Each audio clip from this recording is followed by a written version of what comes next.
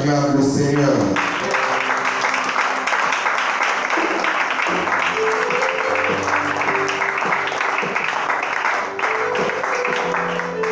Je suis comblé de joie d'être avec vous ce matin.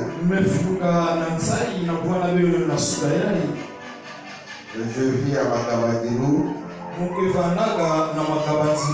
C'est deux extrémités.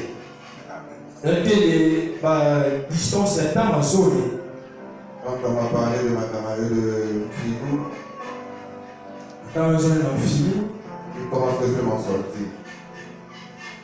J'ai dit comment est-ce que je vais m'en sortir? Et le pasteur m'a donné, m'a expliqué. J'ai pris un premier sens depuis ma camarade jusqu'à Mazala, Soproji. Après Soproji, j'ai pris un sens jusqu'à Mazala. Et de Mazala, j'ai pris un taxi jusqu'au marché Vampio.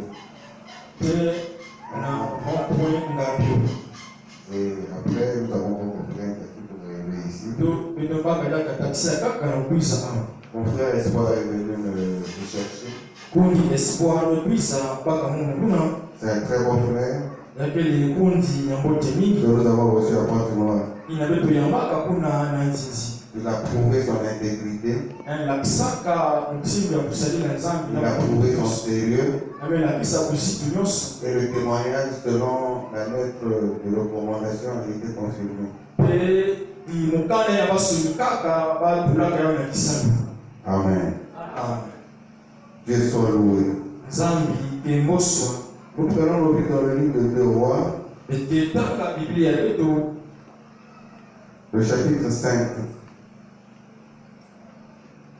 du verset 1 au verset 10.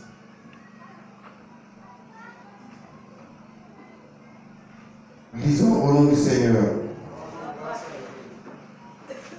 Naaman, le chef de l'armée du roi de Syrie, jouissait de la faveur et de l'estime de son Seigneur, car c'était par lui que l'Éternel avait donné la victoire aux Syriens. Toutefois, cet homme fort et vaillant était lépreux. Les Syriens avaient mené des expéditions et ils avaient emmené prisonnière une petite fille du pays d'Israël. Celle-ci était au service de la femme de Naaman et elle a dit à sa maîtresse: si seulement mon Seigneur pouvait voir le prophète qui se trouve à Samarie, il le guérirait de sa lèpre. Naaman allait dire à son Seigneur: la jeune fille du pays d'Israël a parlé de telle et telle manière. Le roi de Syrie dit: vas-y, rends-toi à Samarie. Je vais envoyer une lettre au roi d'Israël. Naaman partit prenant avec lui 300 kilos d'argent, 70 d'or et 10 années de rechange.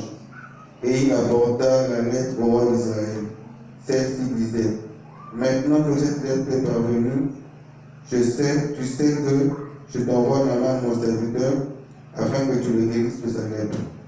Après avoir lu la lettre, le roi d'Israël déchira ses habits et dit: suis-je Dieu pour faire mourir ou pour faire vivre?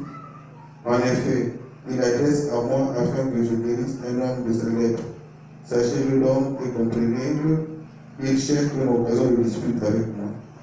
Lorsque Élisée, l'homme de Dieu, apprit ce que le roi d'Israël avait déchiré ses habits, il fit dire au roi: pourquoi as-tu déchiré tes habits? Fais-le venir vers moi et il saura qu'il y a un prophète en Israël. Naaman vint avec ses chevaux et son char.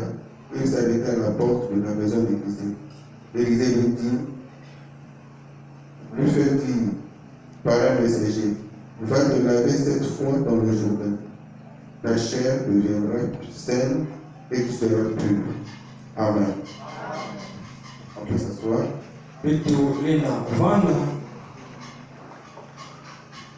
C'est une histoire à ce monde que nous connaissons tous. Mais Mais il y a une particularité par rapport aux besoins que nous avons aujourd'hui.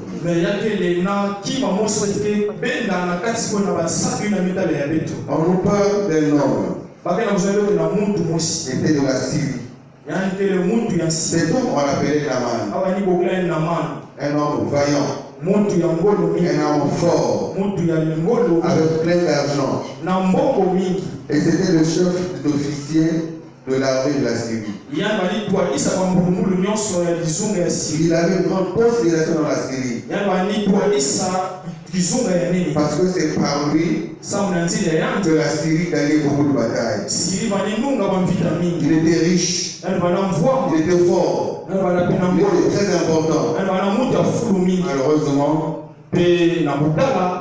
il était lépreux. Le premier élément que nous avons souligné, vous pouvez voir beaucoup de personnes qui vivent dans l'opulence, qui ont des richesses, qui vivent dans les grandes maisons, mais ces personnes ont des problèmes. Pourtant fort, pourtant vaillant, mais lépreux. En ce temps-là aussi, la lèpre était une maladie honteuse. On ne pouvait pas être ensemble avec les gens quand on avait la lèpre. Si tu as la lèpre, on devait en quarantaine. Alléluia. Amen. Alléluia. Amen. Et la Bible déclare ceci. Dans la maison de Naaman, il y avait une fille d'Israël. Cette fille d'Israël servait la femme de Naaman. Et quand vous êtes servante, vous avez la possibilité de savoir tout ce qui se passe dans la maison. Elle a découvert que Naaman était lépreux. Elle était terrifiée. Elle était soucieuse. Mon maître est lépreux. Et je travaille chez un lépreux. Il va dire à la femme de Naaman, maman, si ton mari pouvait aller en Samarie, il trouvera un prophète là-bas qui le guérira.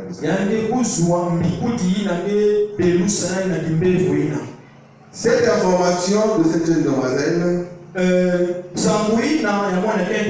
c'est la bonne nouvelle. Aujourd'hui, nous parlerons de la bonne nouvelle. La mission que Dieu nous a signée, la mission que Dieu nous a donnée, aller vers toutes les nations des disciples. Ça, c'est notre responsabilité.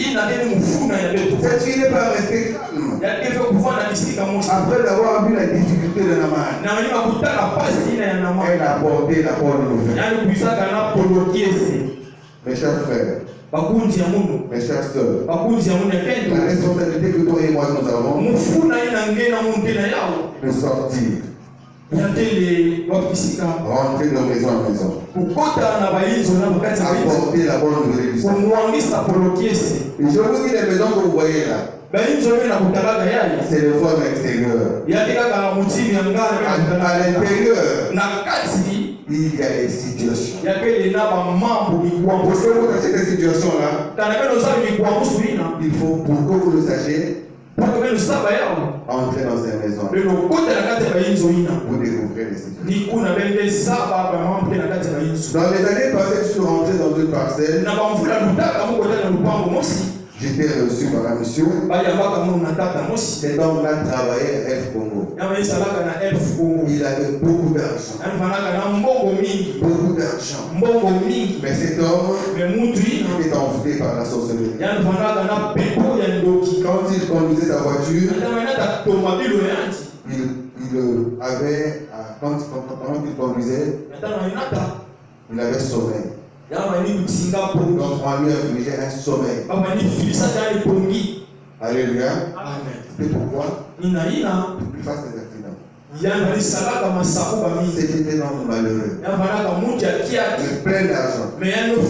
C'est pour la première fois que j'ai vu qu'il y a des fauteuils qui sont compliqués. Je suis allé, on m'a reçu. Je me suis assis. Mevanda. Bon, là, je me suis assis correctement ici. Mutino mevanda awa. Mais là-bas, Kuna. quand je me suis assis, Natano mevanda. le fauteuil m'a encore emmené en bas. Kiti kena damuda kana isi. Qu'est-ce qui se passe? Qu'est-ce qui se passe? Hili kena kusalama. Le fauteuil m'emmène en bas. Kiti kena damuda isi. Il me remonte. Jambe futu la mona Il sulu. me remonte. Jambe futu la mona Il me sulu. remonte. Jambe futu la sulu. Là, mes pieds pensent. Pe makulu meza muka. Alléluia. Amen. Alléluia. Amen, amen. Ça c'est compliqué. Yeye mambe mutibe. Pour la première fois. Ina mbale titi. Pourtant, Na kutala. cet homme venait très bien avec beaucoup d'argent. Yani bana lusingi ya mbodi na mbongo mingi. Mais il était malade. Mais yani bana kana kimbeo. Et cet homme avait beaucoup de dettes. Mais yani bana bamufuka mingi. Quand il me parlait, Nataka bani zonzila munu. j'ai dit, ah, ça c'est ma responsabilité. Yani kile ni mufuna ya munu. Je vais parler de l'amour de Dieu. Mukele zonzila luzolo ya J'ai nzambe. parlé du plan que Dieu a pour sa vie. Bezo na manaka ya nzambe lusingo yanti. Et j'ai parlé d'une mission que Dieu a donnée sur la terre. Bezo na kisangu ina kele ya ngao na toto. Délivrer les captifs. Katula bantu na Et kati ya Dieu kolo. était capable de le délivrer. Pe mwana lenda na kukula yanti. Jésus était capable de le délivrer. Yesu manaka na lenda kukula yanti. Je vais parler de l'évangile. Mais zonzila na polokesi. Il a cru. Ya menzima. Il s'est fait baptiser. Ya menzima kubotaka. Dieu a restauré sa vie. Pe nzambe futura lusingo ya mona. Par la grâce de Seigneur. Ah. Pourquoi cet homme-là a reçu la délivrance? Sauna hiki muda ya mpaka kukulama. Parce que je suis rentré dans cette maison. Sauti Mungu tena kati hizo Je hizo. lui ai apporté la bonne nouvelle. Nenda Il polokesi. a cru au Seigneur Jésus. Nenda ni manafumu Et il Yesu. était sauvé. Pe yamevuka. Donc nous ne sortons pas Si nous devons passer avec pour annoncer la bonne nouvelle. kuangisa polokesi. Beaucoup de gens les seront dans leur situation. Mingi ndio banakata ni kwa nusu ina. Alléluia. Cette fille Kendo ina a compris yamezaba que sa mission kisalo ya yanti dans la maison de na Naaman inzo ya Naamani. n'était pas seulement servir la femme de Naaman, Bana kusalila kendo mais ya Naamani. apporter la bonne nouvelle Mais ni kumwangisa qui polokesi. donnerait la guérison à Naaman. Ina kepesa lo nyakusu na Naamani. Naaman ayant écouté cette bonne nouvelle, Naamani kuwaka polokesi il ina. est allé voir son roi. Yango bona tala timu. Il dit,